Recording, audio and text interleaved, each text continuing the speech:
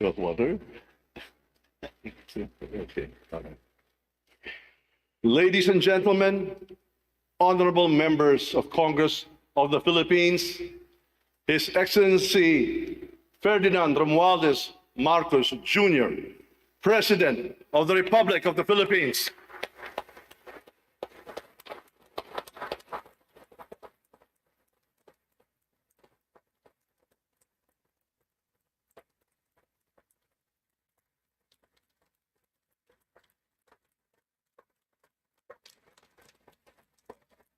Thank you.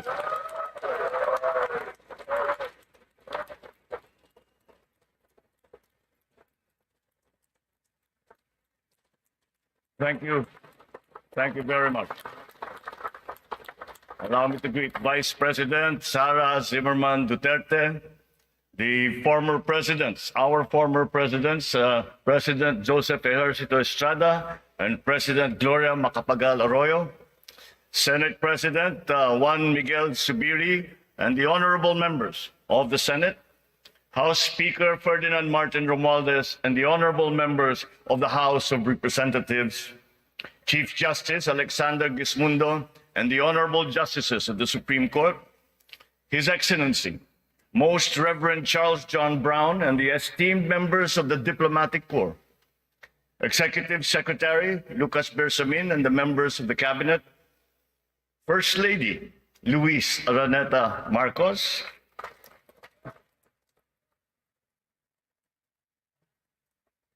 former First Lady Imelda Romualdez Marcos,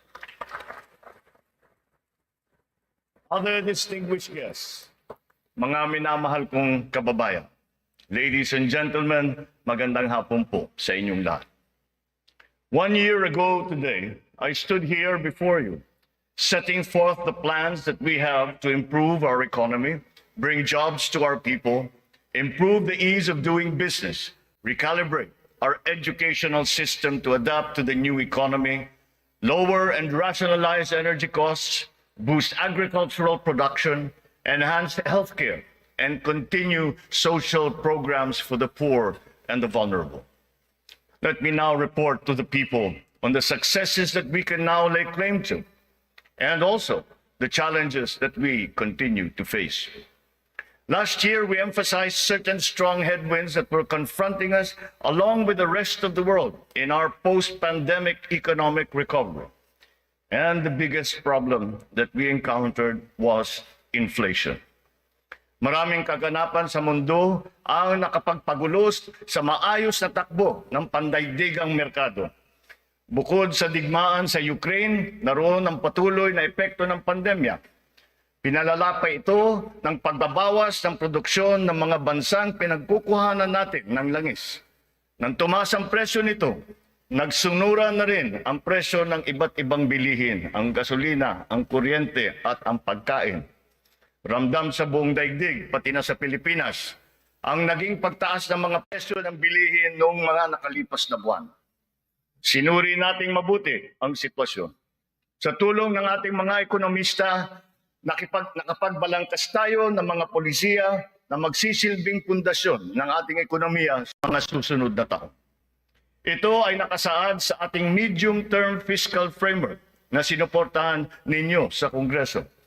Kasabay nito ang paglulunsad ng mga estratehiya na mapalakas sa kakayahan ang ating mga kababayan at mga sektor ng ating ekonomiya.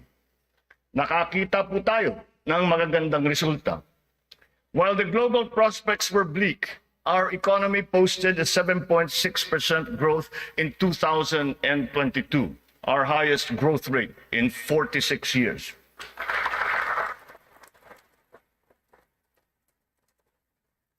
For the first quarter of this year, our growth has registered at 6.4%.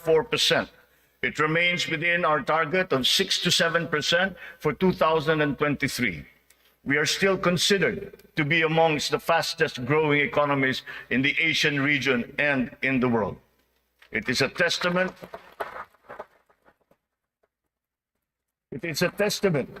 to our strong macroeconomic fundamentals. Our financial system, the nerve center of our economy, remains strong and stable. Banks, the transmission arms of our monetary policy, have strong capital and liquidity positions. Stimulated by the relaxation of pandemic restrictions, transactions once again have flourished alongside the booming e-commerce that was undeterred by the pandemic in 2022. The digital economy contributed 2 trillion pesos, the equivalent of 9.4% of our GDP. The economy is revived and rejuvenated, backstopped by a favorable enabling environment and the strong rule of law. This year, the World Bank projects a 6% overall growth rate, well within the range of our targets for the year. It is anchored on strong local demand, underpinned by consumer spending, and draws strength from the BPO industry and, of course, the steady flow of remittances and the continuing jobs recovery. Inflation rate is moving in the right direction. From 8.7% in January, our inflation has continued to ease up in all regions, settling now at 5.4% for June. What this means is that in spite of all the difficulties, we are transforming the economy. We are stabilizing the prices of all critical commodities.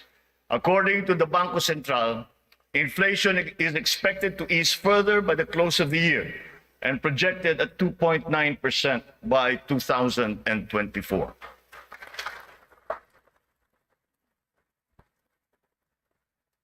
On matters of the economy, there are many things over which we have no control. But over those where we do have control, we are doing everything we can. Puspusan ang ating ginagawa upang pataasin ang produksyon ng ating ekonomiya. Pinapalago natin ang mga industriya. Dinadagdagan natin ang mga infrastruktura upang mas mapabilis ang daloy ng mga produkto at ng serbisyo. Higit sa lahat, pinapalakas natin ang kakayahan ng mga mamamayan upang mapaganda nila ang kanilang pamumuhay. Ito ang punot dulo ng ating Philippine Development Plan. Investments in public infrastructure and in the capacity of our people through food, education, health, jobs, and social protection remain our top priority. For this year, economic and social services were allocated almost 70% of the national budget. Higher revenue collections will be critical in our bid to bolster public investments. Under our fiscal framework, we envision our tax and revenue efforts to further increase to up to 16.9% and 17.3% by 2028. Revenue generation has improved this year.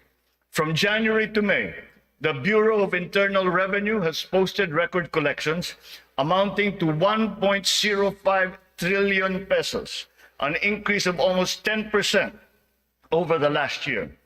For its part, the Bureau of Customs has also increased its collection by 7.4% for the first 7 months of 2023, amounting to 476 billion pesos. Since July 2022, we have seen increased revenues from PAGCOR of 47.9% and from the PCSO of 20%. We therefore seek once again the continued support of Congress to enact into law the policies and reforms under our fiscal framework. Sa mga nakalipas na buwan, nakita natin ang pagbaba ng presyo ng bilihin sa iba't ibang mga sektor. Napatunayan natin na kayang maipababa ang presyo ng bigas, karne, isda, gulay at asukal. Malaking tulong ang Kadiwa Stores na ating muling binuhay at inilunsad. Ang layunin ng Kadiwa ay pag-ugnayin ang mga magsasaka at ang mga mamimili. Walang iba pang namamagitan. Wala nang dagdag na gastos at patong. Maganda ang kita ng magsasaka, nakakatipid din ang mga mamimili. Sa mahigit 7,000 kadiwa na idinaos sa buong Pilipinas, 1.8 million na pamilya ang nakinabang sa mababang presyo ng bilihin. Sa kabuuan, halos 700 milyong piso ang naging benta ng mga ito na nakapagbigay ng hanap buhay sa mga membro ng mahigit 3,000 na kooperatiba at samahan. Maganda ang nakita nating resulta, kaya papalawigin pa natin ang Kadiwa sa buong bansa. Kamakailan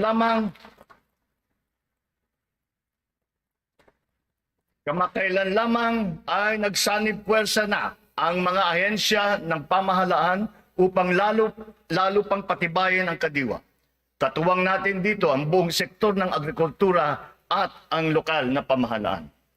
Our aim is to boost our local agricultural production through consolidation, modernization, mechanization, and improvement of value chains, augmented by timely and calibrated importation as needed.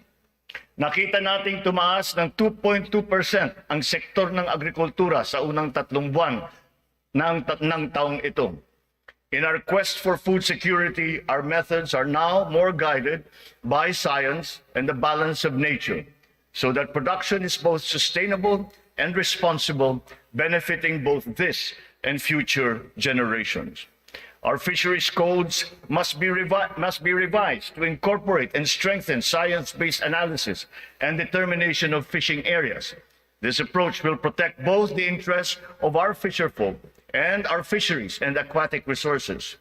To this end, we will seek the support of Congress to amend the code to guarantee sustainable development of our fisheries sector in harmony with environmental balance.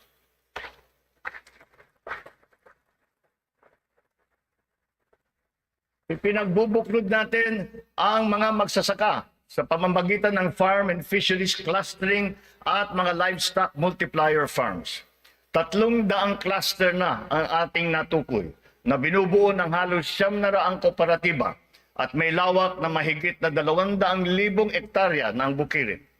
Upang mas mapabilis at mas mapadali ang pagbuo ng kooperatiba, kakailanganin natin ang suporta ng Kongreso na maamyendahan ang Cooperative Code. Sa pamamagitan nito, unti-unting lalakas ang kanilang produksyon at puwersa sa merkado. Totoo ang kasabihan, mas malapas basta't sama-sama. Pinapalawak natin ang kanilang kaalaman sa makabagong mga teknolohiya at pamamaraan. Isa na rito ang paggamit ng biofertilizer na gawa sa Pilipinas at subok din at maaasahan. Sa balanced fertilizer strategy, gaganda ang ani ng mga magsasaka. Hindi na nila kailangan pang umasa sa mas mahal at imported na fertilizer. Bilang tulong sa mga magsasaka, namigay ang pamahalaan ng mahigit 28,000 mga makabagong makinarya at mga kagamitan sa iba't ibang dako ng Pilipinas. Sa ilalim ng iba't ibang mga programa ng kagawaran ng agrikultura, namigay ang pamahalaan ng mahigit na 50 milyong binhi ng palay, mahigit 1 milyong binhi ng mais, at sari-saring mga binhi ng gulay. Nagpamigay tayo ng mahigit 100,000 binhi ng nyug at nagpatanim sa halos 10,000 hektarya ng lupa sa buong bansa. Lahat ng mga binhig ito ay makabago, hybrid, at mataas ang kalidad. Sa naging pagtaas ng presyo ng gasolina at pataba, nagdala ng kaunting ginhawa ang mga fuel at fertilizer discount vouchers na ating pinamigay sa mga nahihirapang magsasaka. Ang mga natanggap nating donasyon na pataba mula sa China, pinimigay na natin kaagad sa kanila. Isa sa mga dahilan ng pagtaas ng presyo ay ang mga smuggler, mga hoarder at mga nagmamanipula ng presyo ng produktong agrikultural. Hinahabol at ihaabla natin sila.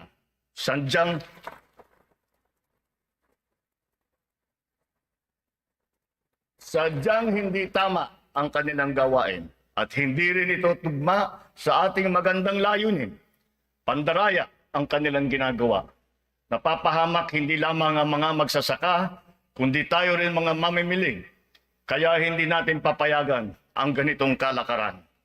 Bilang na ang mga araw ng mga smuggler at hoarder na yan.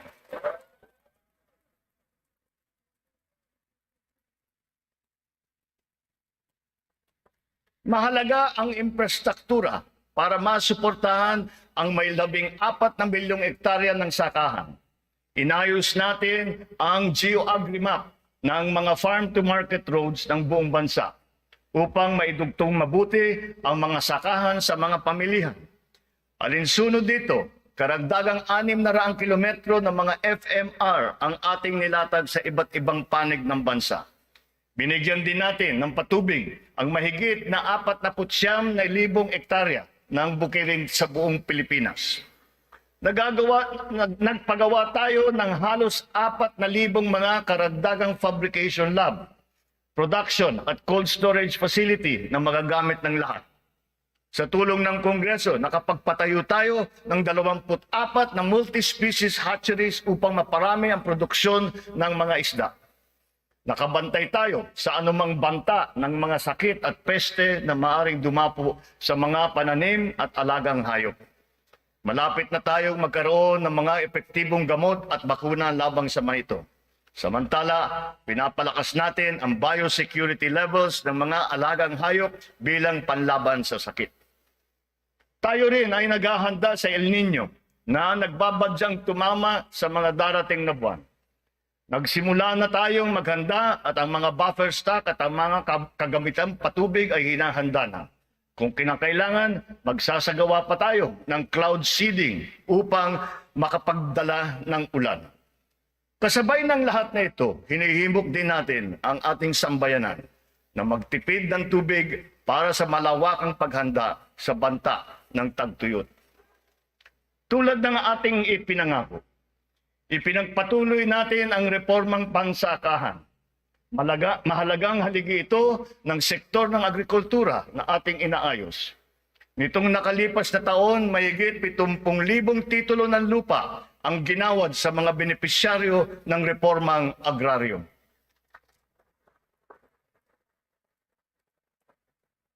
Tamang-tama ang ating pagpapatigil ng mga bayarin ng mga benepisyaryo sa ilalim ng ating nilagdaan EO number 4. 1 taon mula nung aking unang SONA na isabatas na ang bagong Agrarian Emancipation Act.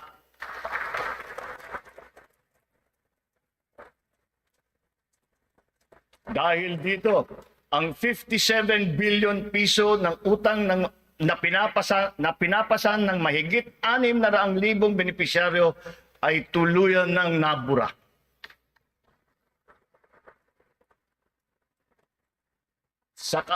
Sa ngalan ng mga magsasakang ito at ang kanilang mga pamilya, maraming salamat muli sa ating mga mambabatas.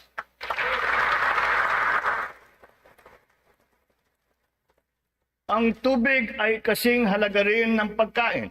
Kailangan natin tiyakin na may sapat at malinis na tubig para sa lahat at sa mga susunod na salinlahi.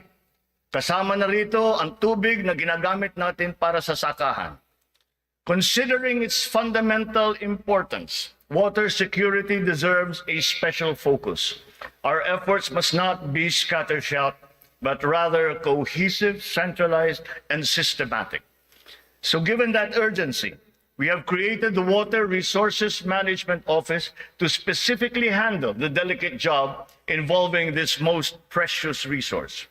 Nakikipag-ugnayan tayo sa Kongreso upang maipasa ang batas para sa pagbuo ng isang Department of Water Resource Management.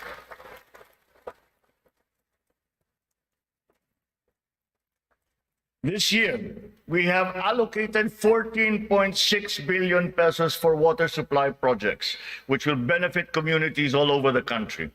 Recently, the water supply of NCR and Rizal received a significant boost from the first phase of the Wawa Bulk Water Supply Project.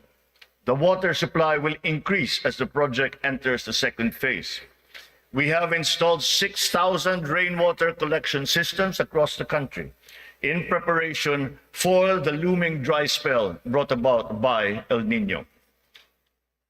One of the keys to continuing economic growth is infrastructure development. So we will build better and more.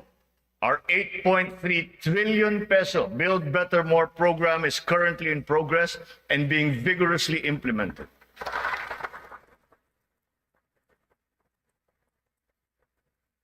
Ang buong bansa ay makikinabang sa 174 na proyekto sa ilalim ng programang ito. Hindi lamang natin pinapagpatuloy ang mga nasimulan ng mga proyekto, lalo pa natin pinapalawak.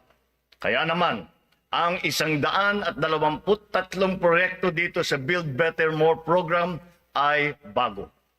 The flagship projects cover investments in the areas of physical connectivity, water resources, agriculture, health, digital connectivity, and energy. Physical connectivity infrastructure, such as roads and bridges, seaports, airports, mass transport, account for 83% of this program. Our infrastructure spending will stay at 5 to 6% of our GDP.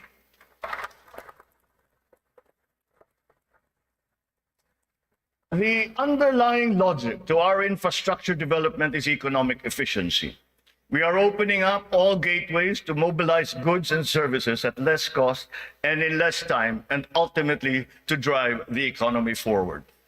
Our road network plans must link not only our 3 major islands, but all prospective sites of economic development.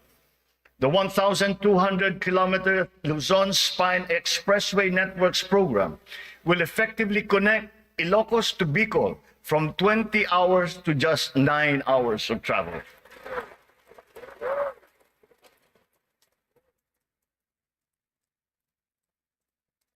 Under the Mega Bridge program, 12 bridges totaling 90 kilometers will be constructed, connecting islands and areas separated by waters. The program notably includes the Bataan-Cavite Interlink Bridge and the Panay-Guimaras Negros Island bridges, each spanning 32 kilometers, and also the Samal Island Davao City Connector Bridge. As of June this year, we have constructed, maintained, and upgraded more than 4,000 kilometers of roads and around 500 bridges across the country. Crucial airport and port development projects across the country have also been completed, including Cebu Pier's 88 Smart Port and the new passenger terminal buildings of Clark Airport and the Port of Calapan. We initiated several railway projects with a total length of more than 1,000 kilometers. Notably, the southern leg of the north-south commuter railway system is now in full swing. In a few years, travel from Pampanga to Laguna will be reduced from 4 hours to just 2.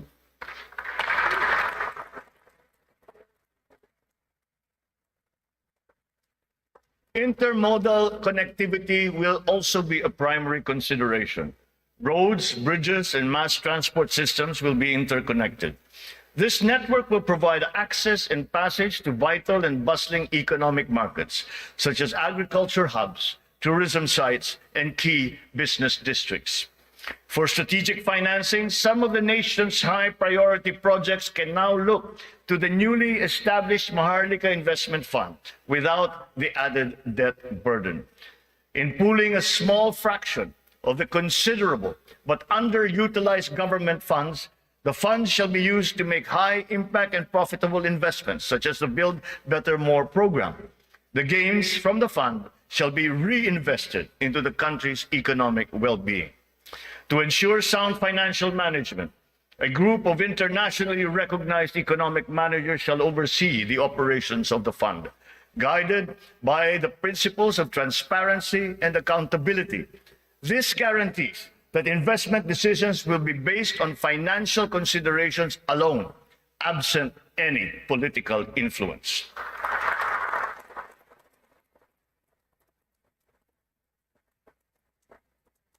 The funds for the social security and public health insurance of our people shall remain intact and separate. Owing to favorable market conditions, the price of crude oil has stabilized. Since last year, gasoline and diesel prices have gone down by 18% to 29% respectively. We have built 8 new additional power plants. This brings to 17 the total number of power generation facilities that have been switched on across the country since last year. substantially increasing our energy production by 1,174 megawatts. Alongside power generation, we are also as relentless in pursuing total electrification. Since my assumption into office, almost 500,000 homes have been given access to electricity. We will spare no effort to achieve full household electrification by the end of my term. 100% is within our reach. When it comes to energy, renewable energy is the way forward. We are aggressively promoting renewables so that it provides a 35% share in the power mix by 2030, and then on to 50% by 2040. To accelerate the realization of this green energy goal, we have opened renewable energy projects to foreign investments. Since last year, an additional 126 renewable energy contracts with a potential capacity of 31,000 megawatts have been awarded.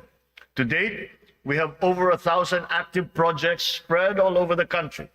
299 of these are solar, 187 are wind, 436 are hydroelectric, 58 biomass, 36 geothermal, and 9 are ocean powered. The Malampaya project has been a boon to our country, energizing 20% of Luzon. The renewal of the contract guarantees continued revenues and energy production for another 15 years. But aside from Malampaya, we will also push for more gas exploration in other parts of the country. The national government has also partnered with the BARM in regard to energy exploration and development, and also its utilization within its territorial jurisdiction. We therefore expect to see renewed investor interest in its promising sites. We finally have a unified national grid with the interconnection of the Luzon, Visayas, and Mindanao grids. The one grid, one market will enable more efficient transfers and more competitive pricing of electricity throughout the country. However, 68 grid connections are much delayed, according to the ERC's count. We are conducting a performance review of our private concessionaire, the National Grid Corporation of the Philippines. We look to NGCP to complete all of its deliverables, starting with the vital Mindanao, Visayas, and Cebu Negros Panay interconnections. Habang pinapabuti natin ang lagay ng ekonomiya, pinapalakas din natin ang kakayahan ng Pilipino. Ito ay sa pamamagitan ng mahalagang armas ng edukasyon, magandang kalusugan at trabaho. Malaking bahagi ng pondo ng pamahalaan ay inilaan para sa mga ito. Sa ating pagtahak sa kaunlaran, walang mamamayang Pilipino ang maiiwanan. Para sa atin, ang bawat buhay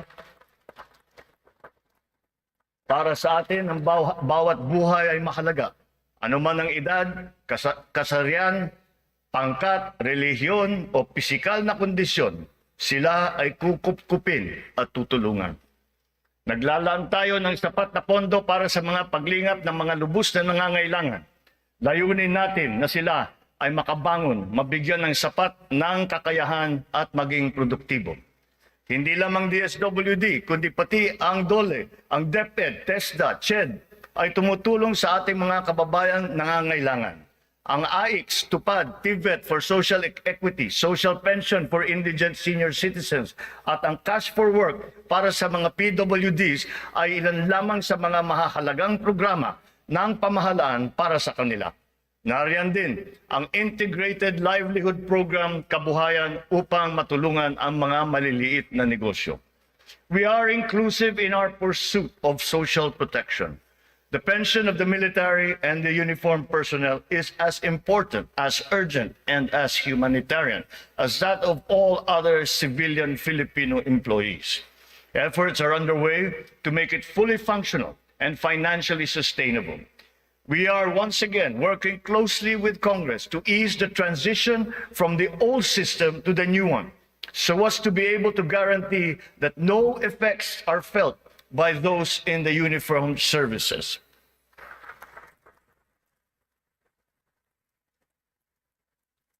Nagsisimula ang lahat sa edukasyon.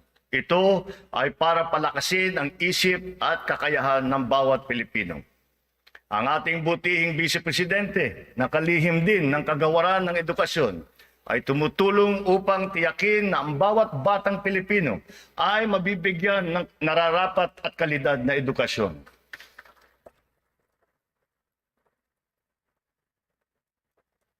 We have renewed hope in giving the best to our next batches of students, especially the 28.4 million learners who return to school this year. Learning recovery will be at the forefront of our education agenda. The Matatag Agenda for Basic Education has been launched, focusing on relevance of curriculum, rapid and responsive delivery, and the welfare of both learners and teachers. We are augmenting as well our school workforce. 90% of the newly created teaching positions have now been filled, while additional administrative personnel have been hired to unburden the teachers of any extra load. Taking to heart the lessons of the pandemic, alternative delivery modes and blended learning methodologies have been adopted to ensure unhampered learning. Additional social safety nets, such as school-based feeding programs, are also being implemented. Learners will be made more resilient. Our public schools and facilities are being increased and fortified. The shortage of classrooms and facilities is being addressed. Aside from new construction, schools and facilities are being retrofitted to become ready for the future, ready for hybrid and high-tech learning, and also climate-ready and disaster-proof. Through the DepEd Partnership Assistance Portal, private sector partners continue their assistance in the rehabilitation and improvement of schools as part of their corporate social responsibility programs. We are recalibrating the K-10 curriculum to ensure that it is always relevant, responsive, and at par with international standards. Literacy and numeracy skills need to be strengthened.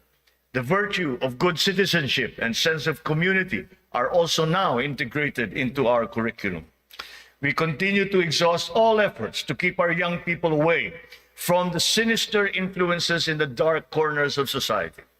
We are making available to them their participation in formal schooling, alternative learning, non-diploma courses, or in technical vocational education and training, or TVET.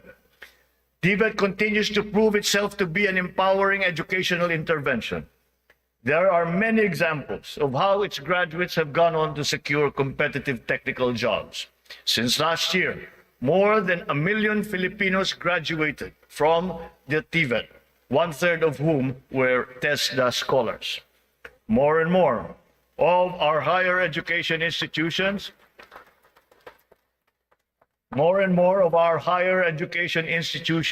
have reached world-class status.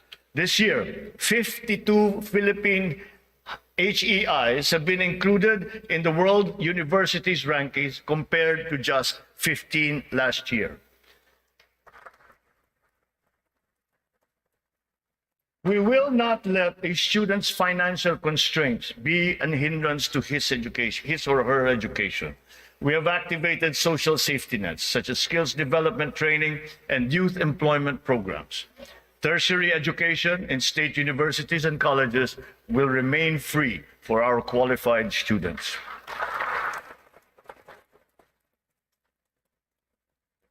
Last year, out of the 4.1 million enrolled college students, almost 50% were beneficiaries of the country's free higher education under the Universal Access to Quality Tertiary Education program. Deserving and talented students without the financial capacity to attend school will not be left behind in this education agenda. A culture of innovation, working hand in glove with a culture of entrepreneurship, must be fostered. This is Philippinovation. Science and technology, especially R&D, will be at its foundation. The DOST leads the development of our capabilities in science, technology, and innovation. Science and technology-related scholarships are made available for the talented and technically gifted students from high school all the way to graduate school. To address the challenge of staying at the cutting edge of technology, 44 renowned Filipino scientists in diverse areas of expertise have returned home under the Balik Scientist program. They will undertake research in various priority fields and will be supported by upgraded facilities and R&D funding.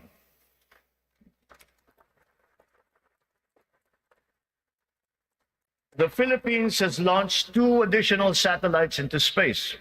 Together with the first satellite, they will track weather, predict storms, evaluate soil and water supplies, analyze shifts in population, and be used for traffic management, geohazard mapping, risk assessment, and even including security and defense.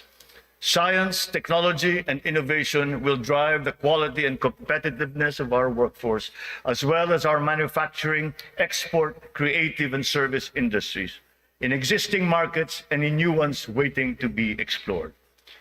The bane of the mismatch between jobs and skills among our workforce is being rectified through strengthened government, industry, labor, academic partnerships, and the continuous reskilling and upskilling training programs that we have put before our workforce.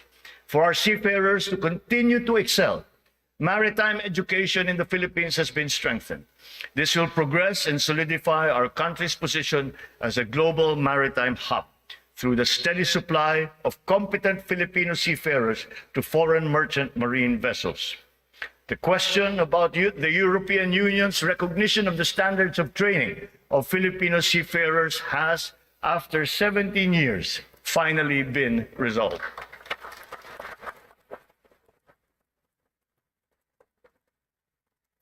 This development now effectively maintains the Filipino seafarers' distinct competitive advantage in the global shipping labor market. To address the current shortage of healthcare professionals in our country and to help us achieve our goal of universal healthcare, we are greatly expanding our medical and nursing education programs.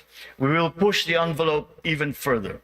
We are helping nursing graduates hurdle their board exams so that they will obtain their licenses and join our pool of healthcare professionals. Ang kalusugan ang ikalawang armas para sa lakas ng pangangatawan ng bawat Pilipino. Isinusulong natin muli ang kalusugan ng Pilipino.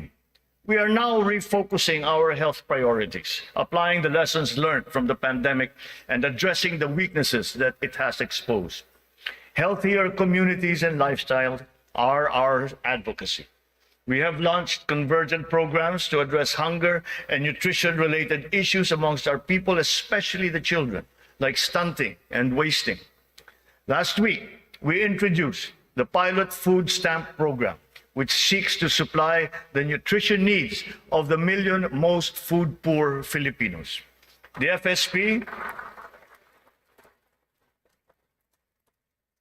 FSP shall complement our nutrition continuity programs, such as the first 1,000 days program, which ensures nourishment for the first 3 years of a child's life.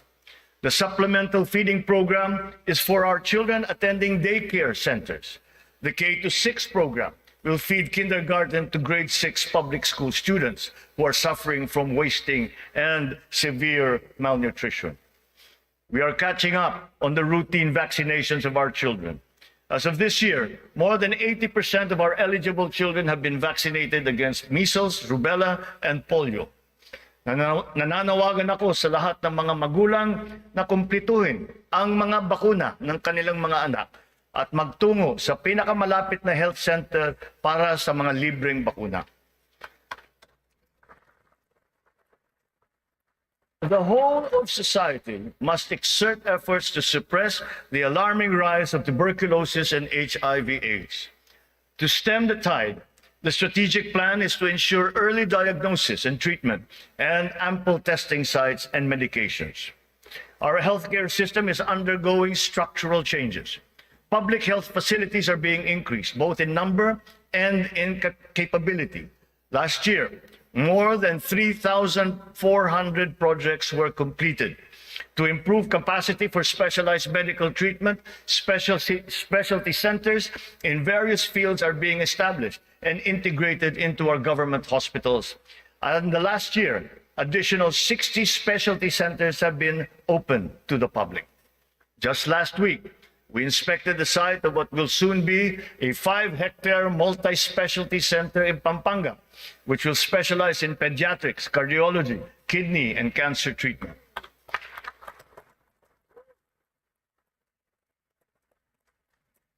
We are working for a more direct, efficient delivery of services through integrated primary care providers and networks in partnerships with the LGUs and our partners in the private sector. These shall, of course, be supported by what is now a better and more efficient PhilHealth.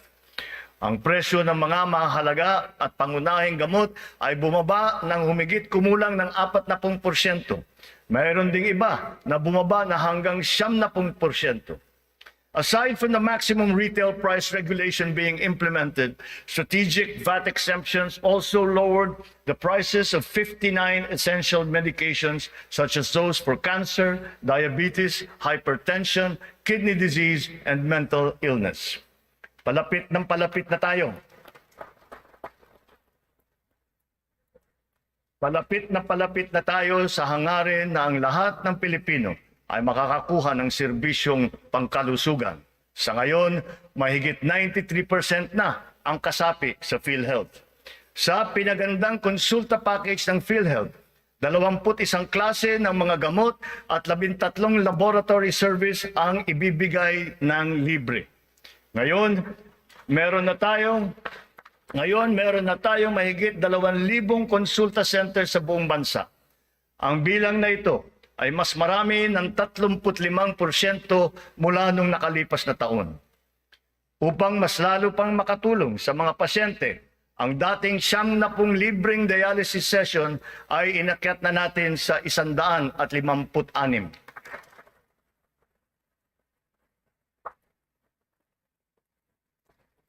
Mga kababayan, libre na po ngayon ang dialysis para sa karamihan ng Pilipino.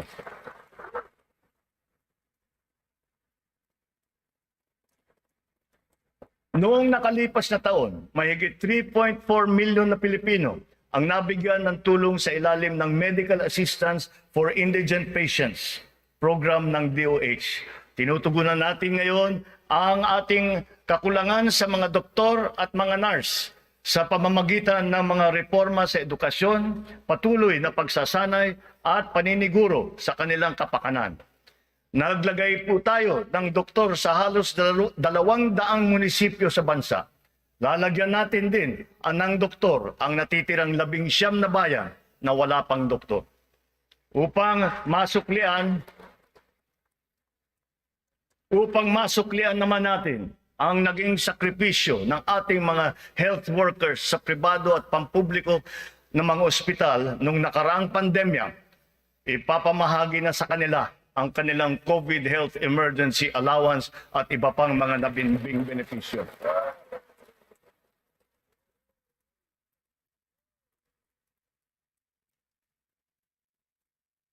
Kasabay ng pangangalaga natin sa edukasyon at kalusugan ng ating mamamayan, tinitiyak din natin na may sapat at magandang hanap buhay sa loob at maging sa labas ng bansa.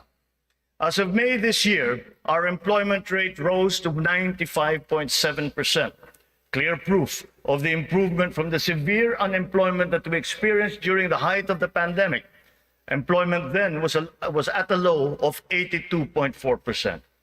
But even with our current high level of employment, we must do more. We will generate additional jobs for the remaining 4.3% of our workforce, as well as for the 11.7% underemployed Filipinos seeking better employment opportunities. Under the banner of our fast-growing economy, we are aggressive in our investment in business promotions and facilitations. For that, we have not limited ourselves to the local economy, but we have looked to the global economy for partnerships and agreements. Our independent foreign policy, a friend to all and enemy of none, has proven effective. We have formed strategic alliances with our traditional and newfound partners in the international community. We have embarked on foreign trips to promote the interest of the country for peace building and for mutually beneficial purposes. These economic missions have yielded an estimated total investment value of 3.9 trillion pesos or 71 billion US dollars, with a potential to generate 175,000 jobs. The implementation of recent economic reforms is underway. BOI-approved investment projects have reached 1.2 trillion pesos during our first year, while other strategic investments approved for processing through the newly established green lanes amount now to 230 billion pesos. Our existing bilateral and multilateral trade agreements, notably within the ASEAN framework, and with Japan and with Europe, and allow us to leverage our competitive advantages and reap economic benefits. We will continue to forge more of these international partnerships that will lead to a more balanced trade strategy and a healthier economic position. The Regional Comprehensive Economic Partnership, or RCEP, is now in force. It is a multilateral trade arrangement with the ASEAN and other countries such as Australia, China, Japan, Korea, and New Zealand. We can now have competitive access to a regional market that comprises 2 billion people. As we address our weaknesses and develop competitiveness in other potential areas, we must also play to our strengths. Our competitive advantage must be leveraged. As a service export powerhouse, we must continue to nurture the growth of the services sector, particularly the information technology business process management sector, and of course, the tourism industry. Our tourism has always been a reliable pillar of our economic growth through the years, providing livelihood to more than 5 million of our citizens. Because of the reopening of the economy and the phenomenon of revenge travel, this sector is headed for a great rebound. From January to June this year, we have received 3 million international visitors. This number is already 62% of our 4.8 million target for the entire year. Mga kababayan, ang lahat ng mga ginagawa natin ito ay magbibigay bunga sa libu-libong hanap buhay para sa ating mga kababayan.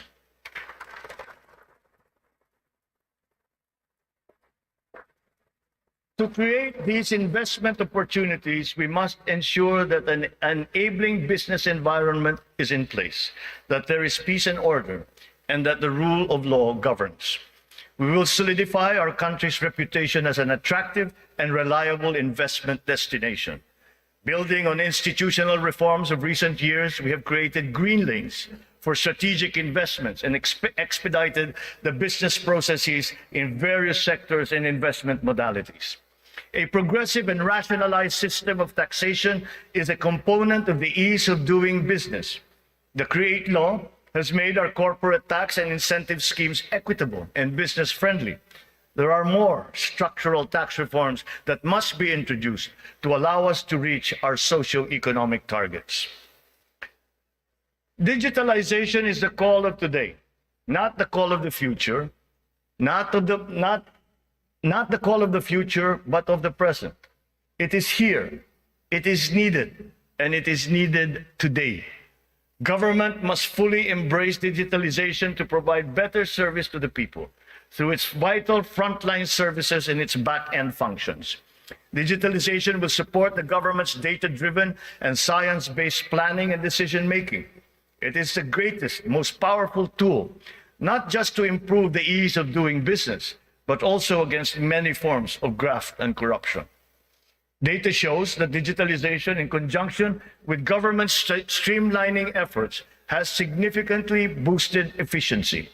Notable examples are in the areas of government payments, company and business registrations, issuance of permits and licenses, loan applications, and revenue collection. All our digitalization efforts will be linked to our payment systems, whose digital transformation has been accelerating at a remarkable rate. Digital payments accounted for 42% of the total retail payments made in 2022, whether by businesses or individuals or by the government. Its high trajectory is now well positioned to achieve Bangko Sentral's target of 50% of total retail payments by this year. The eGov PH app has also been launched. As envisioned, all key government services are to be integrated into the single and centralized mobile app for the convenience of the general public. The national ID system will be at the core of this digitally transformed network of government services. It will fundamentally change the lives of each Filipino. At 87% total registration, we are now closer to establishing a complete, accurate, and reliable digital database of our own for the entire population.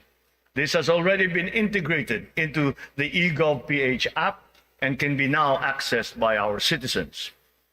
Consistent with this transformative policy direction, all government offices must then ensure that their vital services are digitalized immediately. In response to this call, the Department of Migrant Workers launched last week the Department of Migrant Workers Mobile to make the journey of our overseas Filipino workers easier. Because of system upgrades, our internet speed has improved. As of June of this year, our fixed broadband speed ranks 47th amongst 180 countries. This ranking is 11 places higher than it was last year. Our mobile internet speed is now ranked at 83 out of 142 countries, which is 8 places higher than it was last year. There will be more improvements as our internet infrastructure undergoes further upgrades. Earlier this year, Starlink went live in the Philippines, now providing high-speed satellite broadband connectivity. Our national fiber backbone and broadband ng MASA projects will also deliver high connectivity and high-speed internet. We are prioritizing geographically isolated and disadvantaged areas. The DICT has been directed to consolidate all these digitalized government services into the eGov PH app, to establish the National Government Portal and the Philippine Business Data Bank to improve the internet speed in our country. With our e-commerce roadmap firmly in place, we are poised to take this digitalization drive further and beyond, utilizing e-commerce to take full advantage of new technologies. The first bill that I signed into law was the SIM Registration Act, because we are mindful of the risks and vulnerabilities that can lead to negative consequences. Digital users and consumers shall be protected from identity theft, phishing, other online scams through essential systems and safeguards, such as cybersecurity, data privacy, consumer complaint mechanisms, and financial literacy campaigns. The training is necessary to ease the transition of those whose jobs would be affected by the shift to digitalization are also now being included in the curricula and programs offered by TESDA, DICT, and other agencies of government. It is our wish that one day foreign employment will be driven by choice, not by necessity. It remains a noble calling that our OFWs have answered, requiring great sacrifice from them, their families, and their communities. We are engaging with our partners in the international community to ensure a safe working environment for our countrymen. And as we do so, we are also putting in place responsive mechanisms for the social welfare, repatriation, and reintegration of our returning OFWs into the Philippine economy.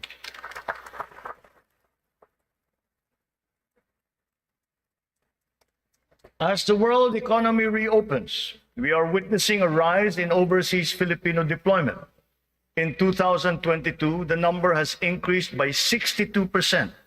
OFWs continue to send in historically high remittances, solidifying their role in our transformative economic growth. In 2022, our OFWs contributed $32.5 billion, or roughly 1.8 trillion pesos, to our economy. Several countries have also signified interest to explore bilateral labor cooperation with the Philippines in the areas of healthcare, tourism, hospitality, engineering, construction, and information technology.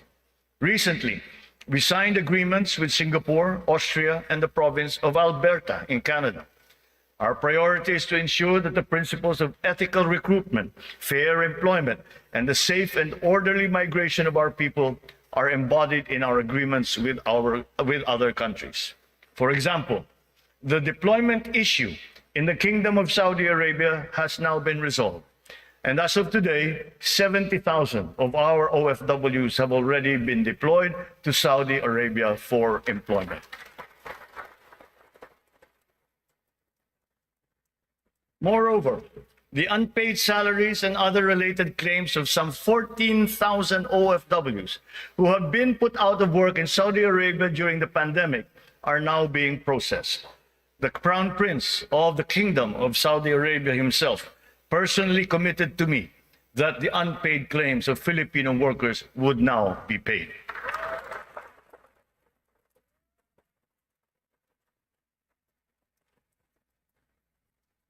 The continued employment of some 50,000 workers and the deployment of many more Filipino seafarers aboard EU vessels has also been assured. The lesson for us is that our education and skills training must always be attuned to the high, exacting, and constantly evolving global standards. Sa pagsusumikap ng mga mamamayan, walang hindi kakayanin. Kahit ang mga matatayog na pangarap ay maaabot, kasama ang inaasam na tahanan. Katuwang natin ang lokal na pamahalaan at pribadong sektor upang matulungan ang Pilipino sa pangangailangan ng pabahay. Patuloy ang serbisyo ng Pag-ibig Fund upang makatulong sa kanyang 15 milyong membro para makabili ng bahay. Sa nakaraang taon, mahigit 100,000 ang kumuha ng housing loan sa Pag-ibig na nagkakahalaga ng 117 billion na piso. Ito ang pinakamataas ng bilang sa buong kasaysayan ng Pag-ibig.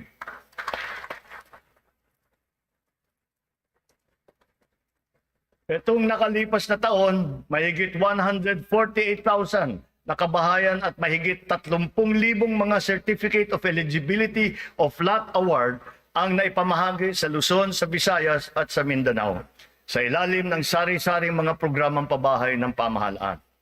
Mahigit 35,000 residential free patent at agricultural patent titles naman ang naibigay sa mga benepisyaryo nito sa buong bansa.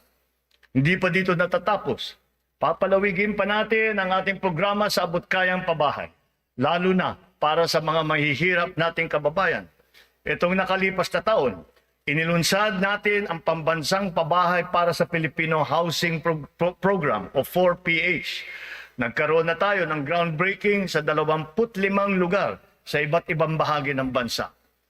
Nagpirmahan na rin ng kasunduan upang simulan ang mga proyekto sa mahigit 100 lokasyon.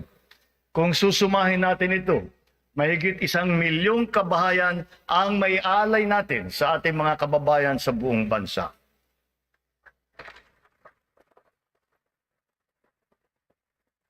The building blocks of progressive, livable, and sustainable communities will never be complete without appropriate and responsible action to mitigate and to adapt to the effects of climate change.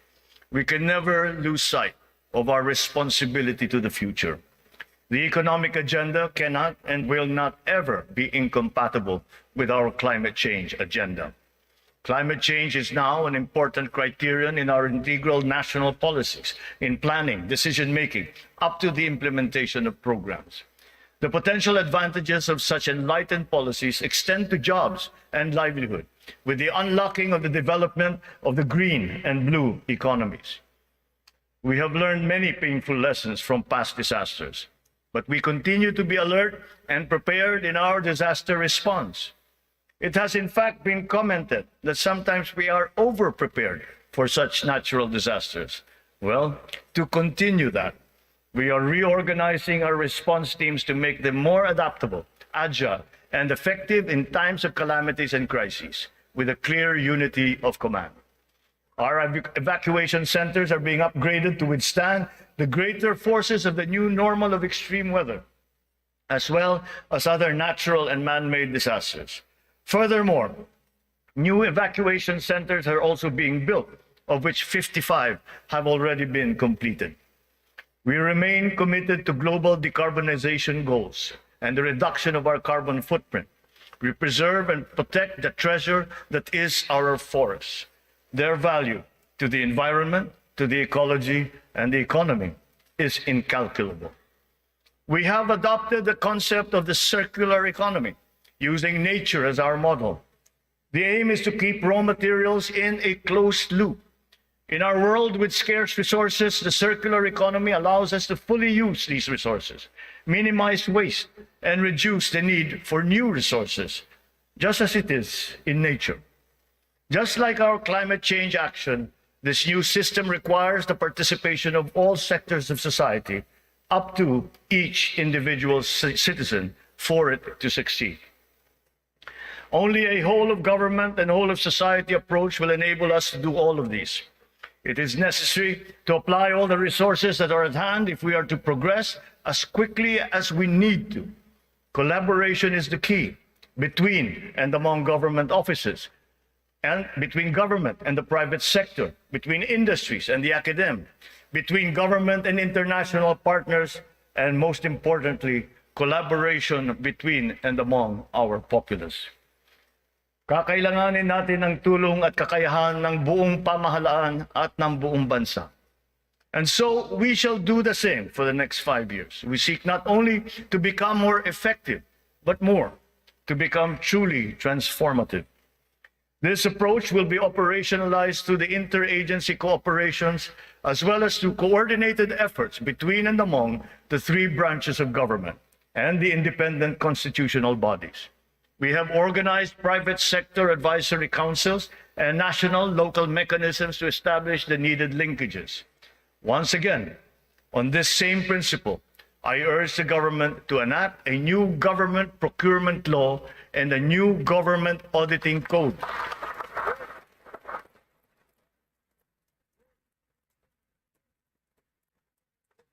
This to make government procurement and auditing more attuned to these changing times.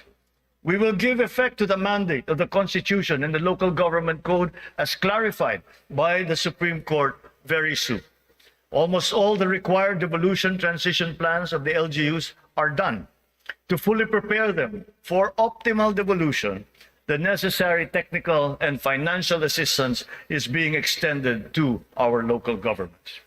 In everything that we do, the enduring Filipino quality of bayanihan will still be our guide. 5 taon mula nung matinding kaguluhan, babangon na ang Marawi City.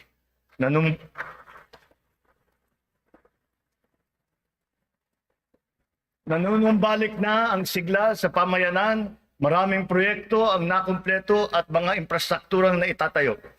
Kasalukuyan na tayo nagpoproseso ng tulong pinansyal para sa mga biktima ng Marawi Siege upang sila ay makapagsimula muli.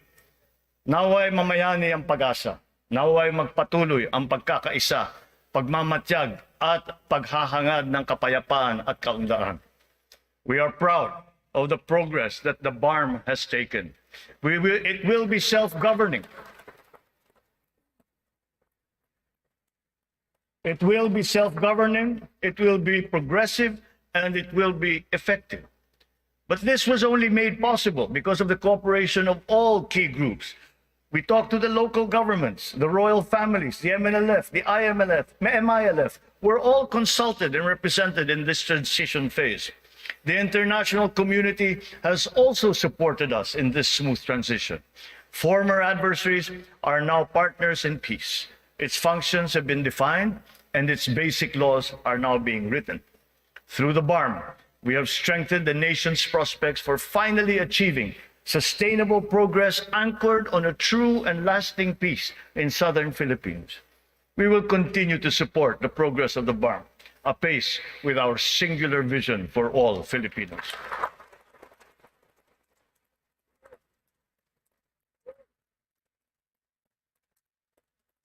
A strong and stable rule of law will strengthen the foundation of our transformation. Our police and armed forces are being strengthened and modernized to be more effective in maintaining peace and order and in defending our sovereignty. We fully support the judiciary's efforts to improve the justice system and to protect constitutional rights. The campaign against illegal drugs continues, but it has taken on a new face.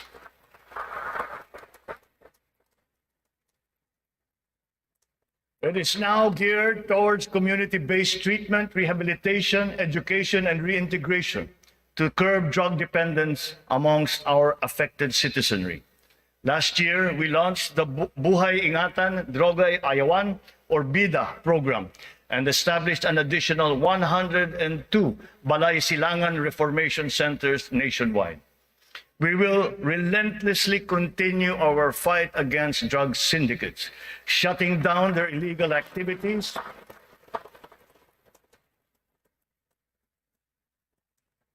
we will shut down their activities and dismantle their network of operations. Unscrupulous law enforcers and others involved in the highly nefarious drug trade have been exposed. I will be accepting their resignations.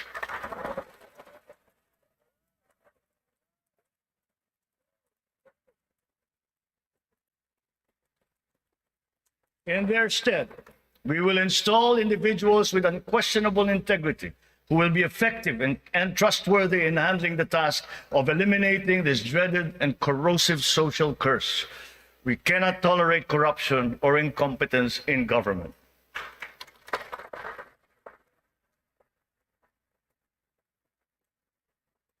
For almost half a century, some of our fellow Filipinos have taken to arms to make their views known and felt. We are now at a point in our history when their armed struggle has evolved. We have now progressed together towards peace and development. We have incorporated capacity building and social protection into our reintegration programs to guarantee full decommissioning of former combatants. Through community development and livelihood programs, the barangay development and enhanced comprehensive local integration programs have been effective in addressing the root cause of conflict in the countryside. To complete this reintegration process, I will issue a proclamation granting amnesty to rebel returnees, and I ask Congress to support me in this endeavor.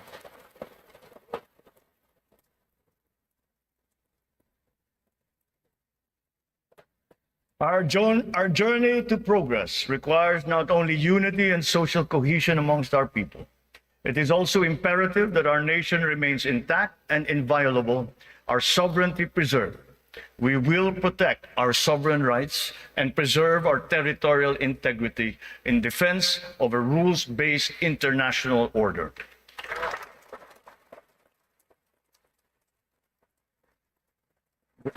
With our national interest paramount, we will always pursue constant dialogue and diplomatic approaches to the resolution of any issue that may arise. So the initial results of our efforts inspire confidence.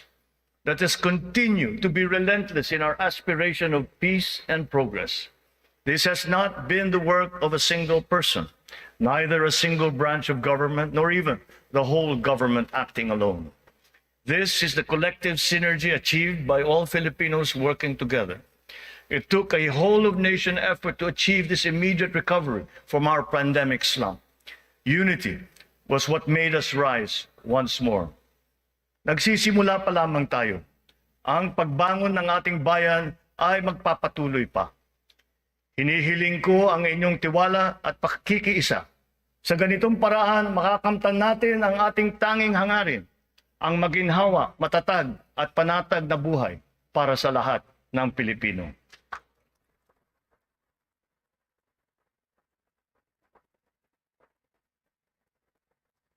Makikipagtulungan tayo ng mabuti sa Kongreso para sa mga mahahalagang batas na kinakailangan para sa ating tuloy-tuloy na pag-ahon. And once again, I appeal to Congress for its support for the following priority legislations. The essential tax measures under our medium-term fiscal framework, such as excise tax on single-use plastics, VAT on digital services, rationalization of mining fiscal regime, motor vehicle users charge, road users tax, the military and uniform personnel pension. amendment of the Fisheries Code, amendment of the Anti-Agricultural Smuggling Act, amendment of the Cooperative Code, new government procurement law, new government auditing code, anti-financial account scamming, Tatak Pinoy law, the Blue Economy law, ease of paying taxes, LGU income classification, and the Philippine Immigration Act. In the past year, it has been a source of great hope and optimism to me to now know that there is an enormous pool of highly competent and dedicated workers serving in our government. It is up to us to provide good leadership and guidance. They love the Philippines and have responded to our call.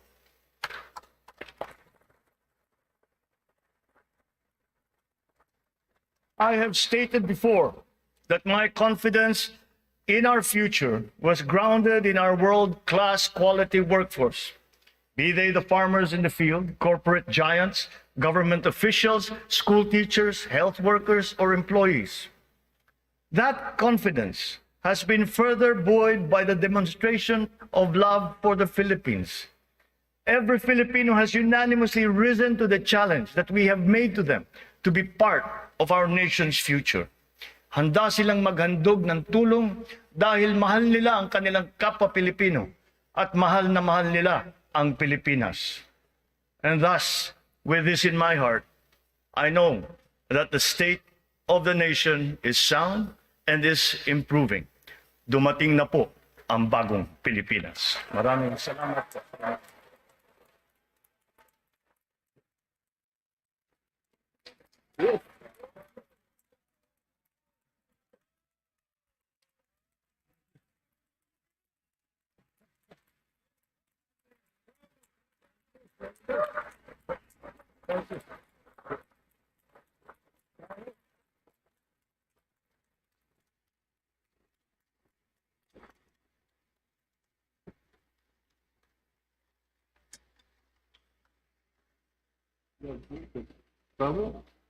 Congratulations, Vince.